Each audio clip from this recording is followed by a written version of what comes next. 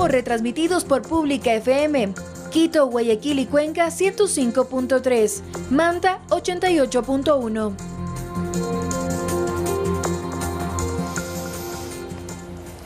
Como comentábamos, el oficio del periodismo siempre ha sido complicado, difícil. El poder también ha sido a veces un inconveniente, sobre todo cuando hay un periodismo serio de investigación independiente. A esta hora nos conectamos con el director de Fundamedios, César Ricaurte. César, ¿cómo está? Buenos días. Buenos días, un enorme saludo a toda la audiencia de los medios públicos. Un placer estar con ustedes. César, me gustaría primero tener un criterio sobre lo que el Congreso, la Asamblea Legislativa, está tratando sobre la ley de libertad de expresión que fue presentada por este gobierno ya hace algunos meses. Parece que va a haber algunos cambios que no contemplaban originalmente el documento. Bueno, yo creo que se ha hecho un gran esfuerzo, la Comisión de Relaciones Internacionales, asambleístas como Marjorie Chávez han hecho un gran esfuerzo por presentar un proyecto de ley que cumpla los estándares internacionales de protección, garantía, defensa, promoción de la libertad de expresión. Y yo creo que el proyecto de ley que se debatió en la Asamblea Nacional tiene algunos problemas, tiene algunos efectos que se pueden mejorar, pero nos deja muy preocupados definitivamente este primer debate, ¿no? Hubo abundantes intervenciones que se realizaron desde el desconocimiento más profundo de los estándares internacionales o del mismo proyecto de ley. Había asambleístas que parecía que no habían leído el proyecto de ley.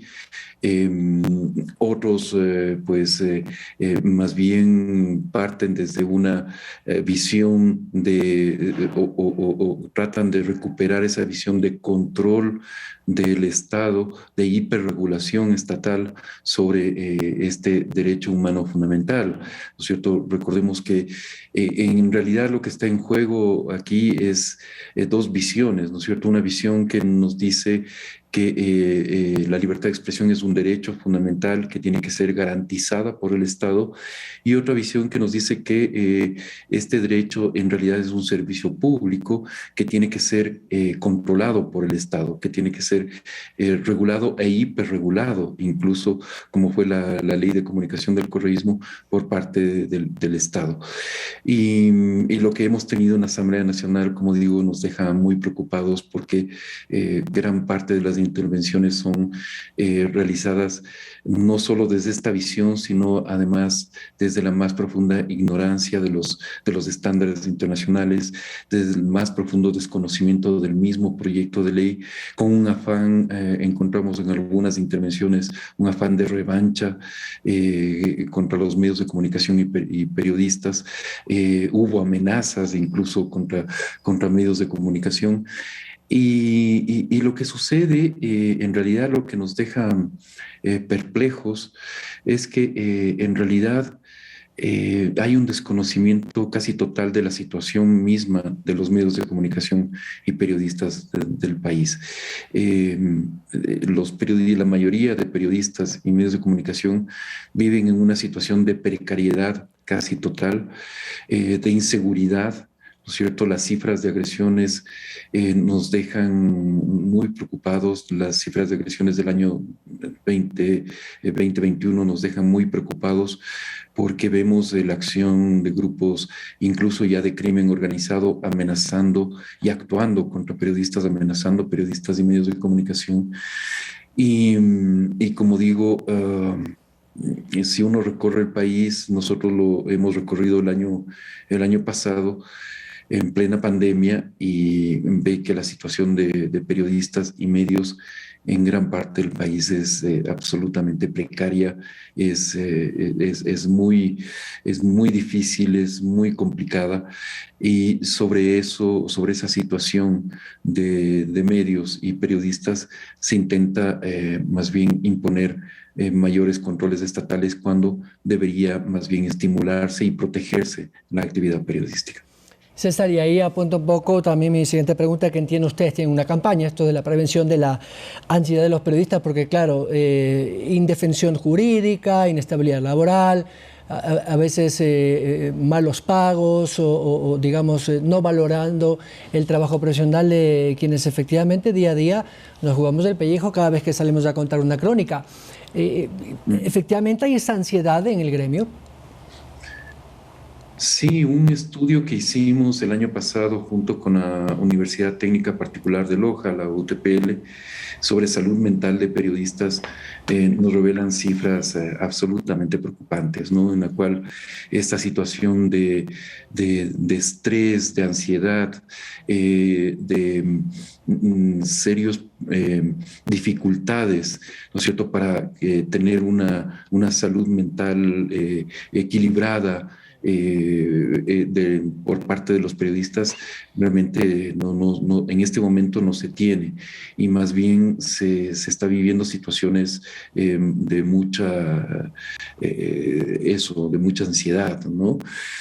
Justamente por todos los factores son tanto de nivel profesional, es decir, toda esta inestabilidad profesional, los despidos que son durante la pandemia han sido centenares de periodistas que han sido despedidos de muchos medios de comunicación, muchos espacios se han cerrado, ¿no es cierto?, se han perdido. En provincias del país ya se puede hablar efectivamente de desiertos informativos, porque ya no existen espacios de periodismo independiente. Entonces hay una situación de precariedad profesional, y a eso unimos justo todas estas amenazas, ¿no es cierto?, nuevas y anteriores.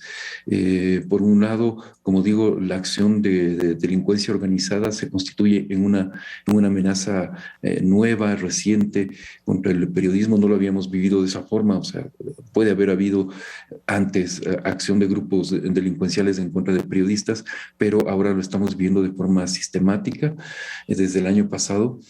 Y por otro lado, el Estado sigue siendo un gran agresor de periodistas, ¿no?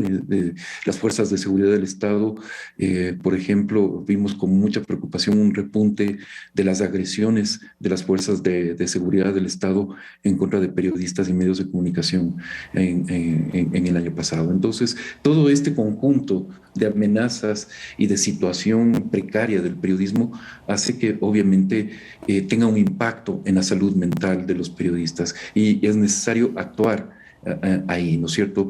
Tratar de salvaguardar esa salud emocional y psíquica de los periodistas que están en primera línea. Además, el oficio periodístico es un oficio que por su naturaleza está en primera línea.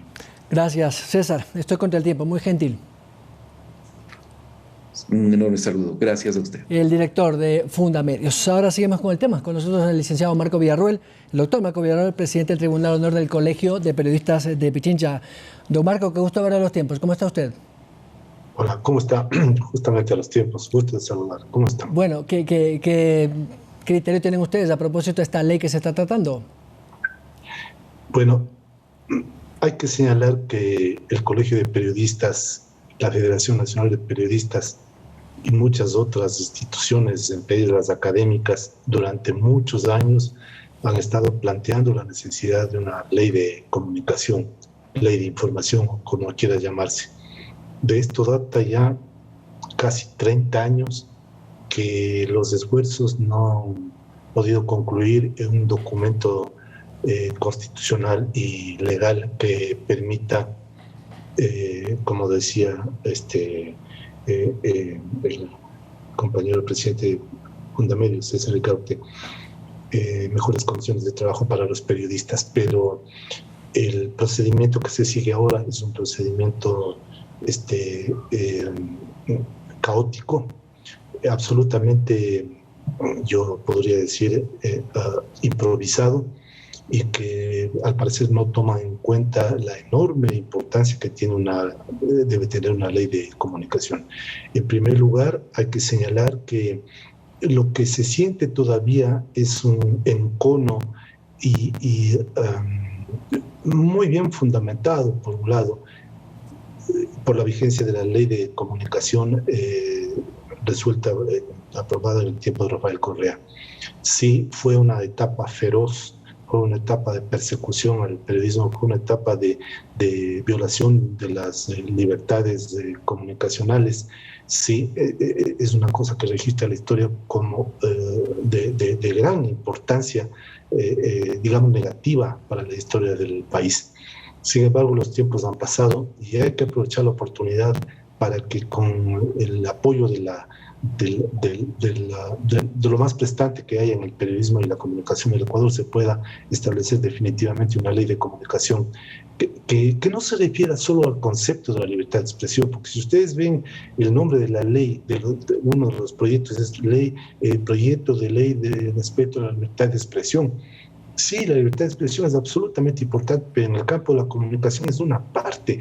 Si no se aprovecha esta oportunidad para hacer un instrumento legal que permita el desarrollo de los medios, el desarrollo de los sistemas de comunicación frente a lo que está ocurriendo ahora y frente a lo que viene en el futuro, realmente estamos perdiendo el tiempo. Si ustedes me permiten un símil, es la misma improvisación que se hizo de parte del gobierno actual al presentar la ley de universidades, es decir, 2 días, 3 días, una semana después de posesionados, presentar un proyecto de ley absolutamente disparatado, desorganizado, desordenado. No puede pasar lo mismo con la ley de comunicación. Como sabemos, creo que existen 4, 5, 6 proyectos de ley de comunicación en la Asamblea, uno de ellos de la Federación Nacional de Periodistas, uno de ellos respaldado por los gremios de periodistas. Pero nosotros queremos insistir en el hecho de que la ley debe promulgarse en atención a muchas necesidades, al desarrollo de la comunicación, a la permanencia de los valores y, entre otras cosas, justamente, y para eso debería ser la ley, el respeto, el cuidado a los periodistas. Yo no voy a repetir lo que ha dicho César, pero sí señalar, por ejemplo, que durante... Dígame. Qué pena interrumpirle, pero se me ha acabado el tiempo, porque ustedes saben que en televisión los segundos cuentan. Lo comprometo para conversar del tema más adelante, porque esto nos va a dar mucho tema para hablar. Un gusto verlo a los tiempos.